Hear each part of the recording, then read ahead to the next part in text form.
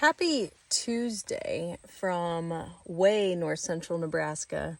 I am down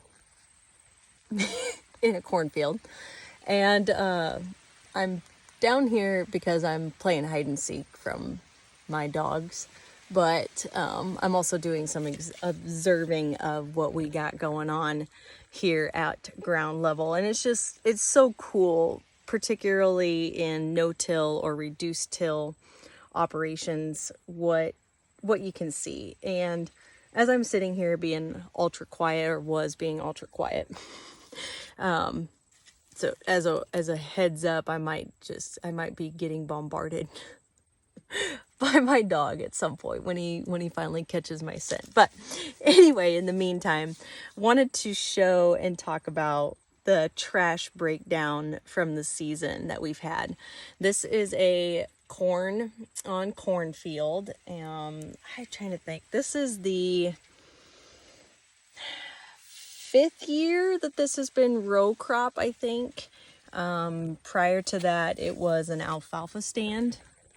And we've got some sand, we've got some magnesia outcropping, we call it, high magnesium soils, where we literally have this magnesium rock, limestone type rock, all sorts of different shapes and sizes of it, little itty bitty pieces.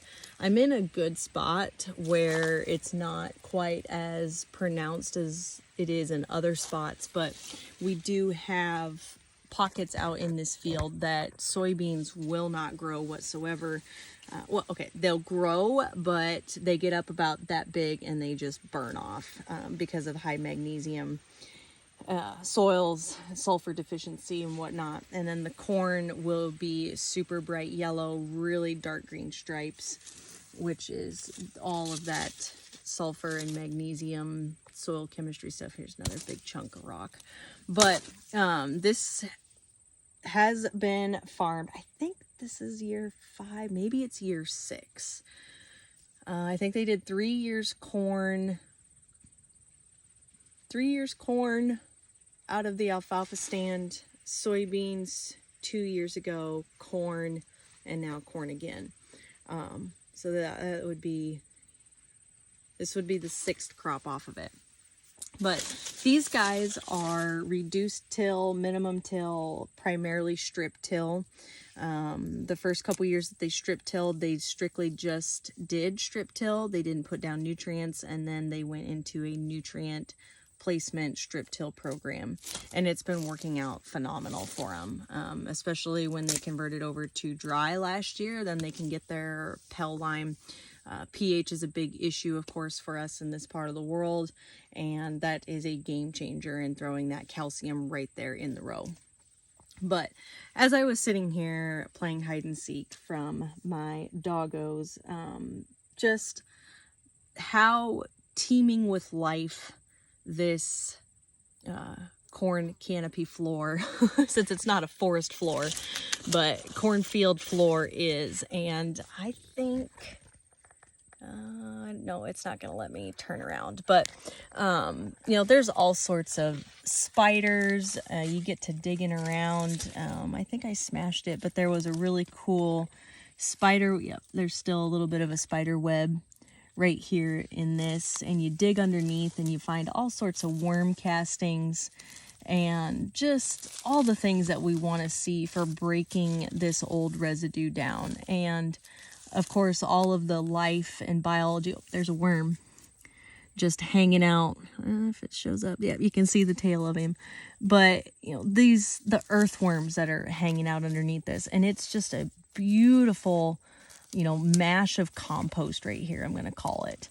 I love it. They say that spiders help strip and rip your trash, and then there's little small crickets running around here. They say that crickets eat weed seeds like none other, and definitely in this day and age, we want some stuff that eats as much weed seeds as possible.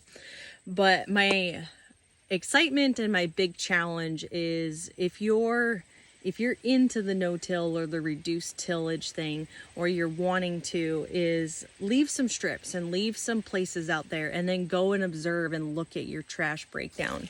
You know, we've got here even these root masses.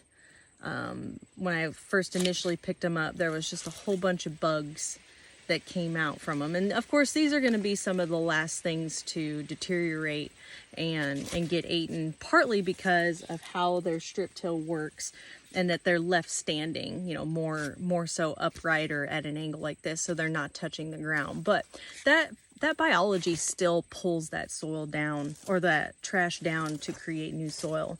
And if I wish I could turn around when I'm doing this kind of video, but you know, just the biology and just how cool, moist, that smell of that, it's got that beautiful soil smell to it. And here's another couple of root balls that you know, it's just so easy and so mellow, that soil in there, which is awesome. But that's what we want to see, and that's what we want happening here, is breaking that trash down. I've been in no-till fields, it was quite a few years ago, but it just always blew my mind when at the beginning of the season, you know, that first week of June, we'd go and install soil moisture probes, and there was so much trash. And then we'd go out there at extraction time, so the middle of September, and there was hardly any trash. And that was when it really kind of started clicking with me, is that you don't have to till that trash and don't have to place it in the soil. You just got to place it on top. And if you've got the biology, if you've got the worms, all of those critters are stripping and tearing things apart, and your worms are pulling that soil down, pulling that trash down into the soil. And if you really want to see a cool thing and nerd out on bug activity, on YouTube, search worm farms and like compost or something like that. It's something that popped up a while ago. I don't remember.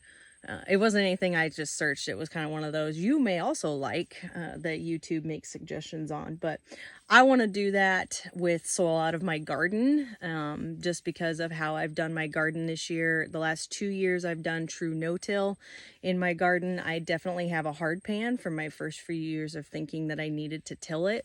And I'm going to get into a rotation and also incorporate cover crops into my garden. And I have a couple of patches of cover crop with brassicas out there, and it's just crazy at how mellow that's starting to get out there. And it helped greatly reduce my weed population, because the cover crop was what was growing, not palmer and water hemp and mare's tail and lamb's quarter that I always seem to end up with in my garden, which is the same stuff that we deal with here in our row crop fields. But you know, we've got a great environment here. The strip till is something I really like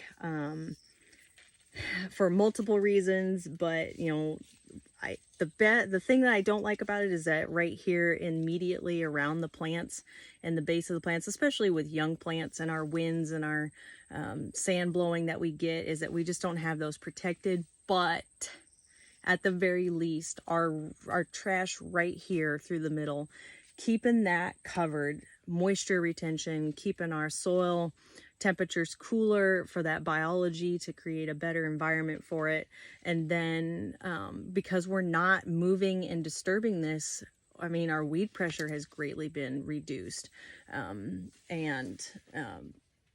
You know, things like that. Here I'm looking, and as I kind of roll through there, the only places that there's baby weeds coming is immediately in that strip till path right there, which is understandable. I mean, it's been open up, you know, something like that germinated before we had canopy, or even early canopy where you don't have or you still have decent light penetration. But there's over here in this row, there's little fungus mushrooms growing. That whole bacteria to fungi ratio that they want for healthy soils, we've got that kind of environment going on here. It's probably not pristine and perfect, the ratio that we would want, but it's still really promising to see a little bitty mushroom sitting over there. So that's all that I really wanted to talk about today, is just that I was sitting here hiding from my dogs that somehow miraculously never did find me. And look at our canopy floor, our row crop floor, and what we had going on for biology and bug activity. And it's just so cool. So I wanted to share that. I hope y'all have a fantastic rest of your day. And I would love to hear any feedback on something that anybody would like to see or hear about of how we do things here and what we're seeing in different things and trials and whatnot here in North Central Nebraska. Thanks for tuning in.